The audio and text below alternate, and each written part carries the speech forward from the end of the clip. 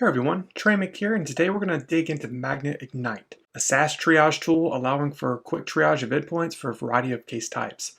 This tool is really aimed especially at aiding forensic service providers who are often called in after an incident has occurred and need to quickly triage the environment they're working in. As I mentioned, Ignite is a SaaS-based tool, so users will buy packages of scans. Now you may be asking yourself what counts as a scan. Anytime you run an agent on an endpoint, that will be considered a scan. What I really like about this model is since Ignite is a cloud-based tool, as a lab manager, I can quickly scale my environments if I get either a large number of endpoints I need to triage very quickly, or if I have several separate investigations kicking off at the same time. To get started, I'm going to log into my Ignite account, which leads me to my case dashboard screen. Here we can see all of my current Ignite cases along with the statuses of each. We can quickly see information like the case number, number of completed acquisitions, and if there's potentially any errors that occur during the acquisition or processing of that evidence. Let's get started by creating a new case. First, we're going to enter our case name. We're going to have the region set as the United States. This is going to be really important, especially for, once again, our service providers who may need to keep data that they're acquiring within a certain country or locality. So with Ignite, you do have the option of capturing memory.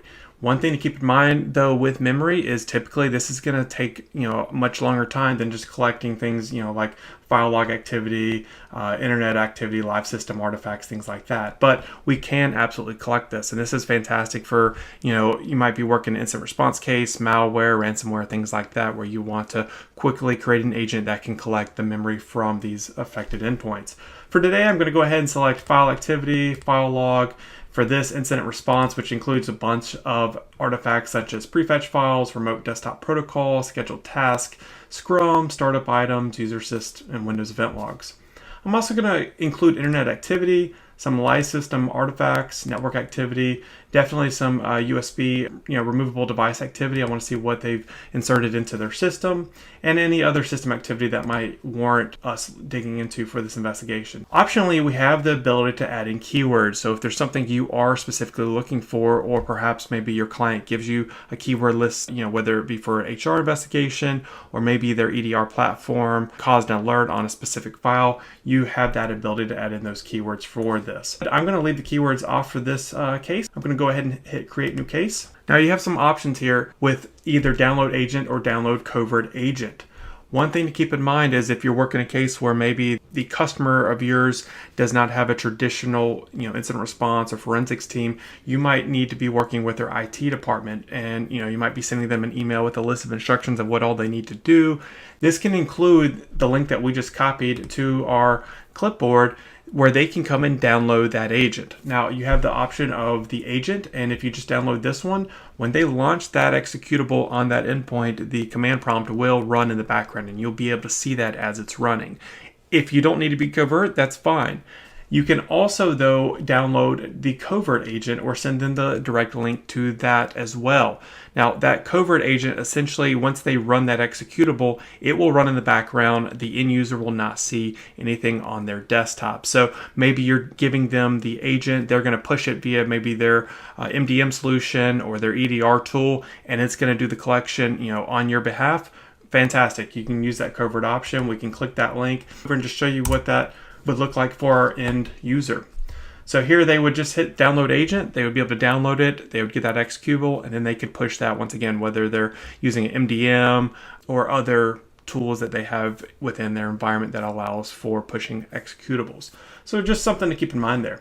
Now for this case, as you can see, we haven't started any collections yet. And what's really great about this too is if you have you create your initial agent and you send this agent to your client, they can push this agent to a number of endpoints, and essentially all of those endpoints will then be collected and be able for review within Magnet Ignite. So you only have to create one agent, you can give that to the client, they can deploy it to as many endpoints as they would like, and once that agent is deployed and running, you will start getting evidence prompted within your instance of Ignite. So just something to keep in mind there. I really like that. Now I'm going to go back to my cases. And here you can see we have IR 235. We also have IR with 2022. And let's just take a look at this one real quick.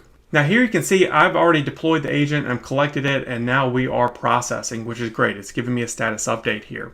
On the right-hand side, we have review available artifacts, and we also have the export options here. So here you can see we can absolutely download this to a CSV file. This would include just information about the different artifacts that we've collected. We have the collection of that raw memory dump as well. And then we go ahead and create an MFDB file for opening within Axiom. So you can absolutely review your evidence within Ignite itself, or you can just hit the download button and maybe you want to load this into Axiom. So I have a case open. Let's take a look at what that looks like here.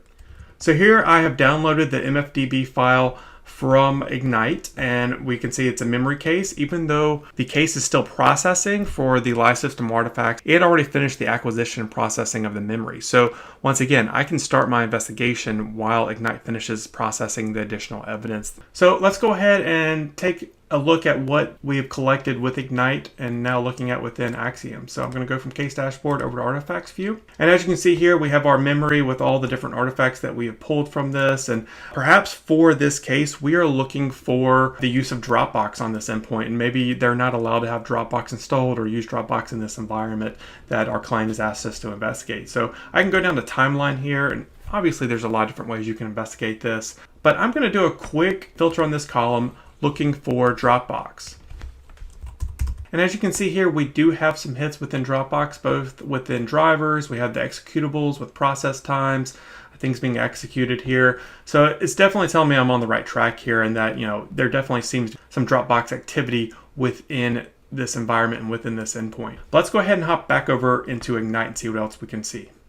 For this, I'm going to click on a different case. So we have HR 5676.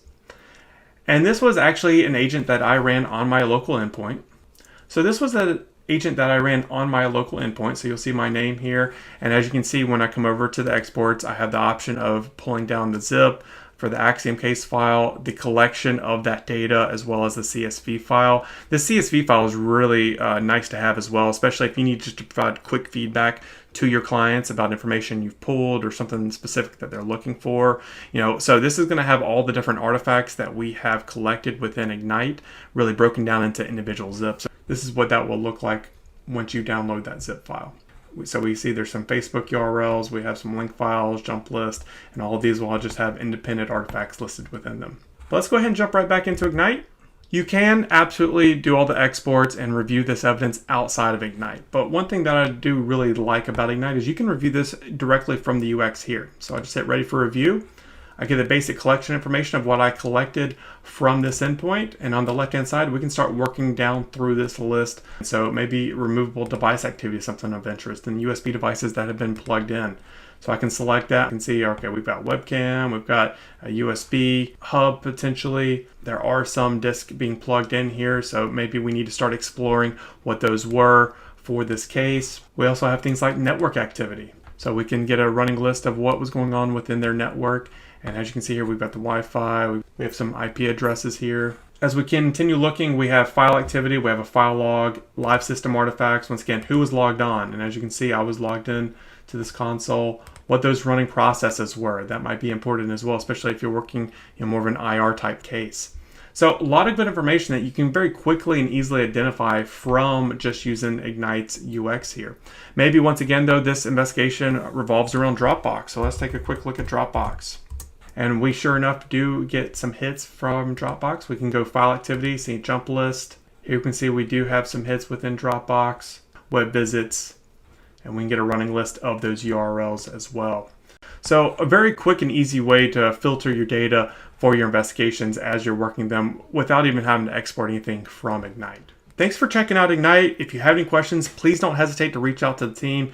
More than happy to answer any questions that you might have. And just to wrap things up, remember, Magnet Ignite is a SaaS-based cloud-hosted product. So it really lets you scale your lab when you need to. It allows you to work with your clients across geographic locations very quickly and easily. So with that, take care and we'll see you next time.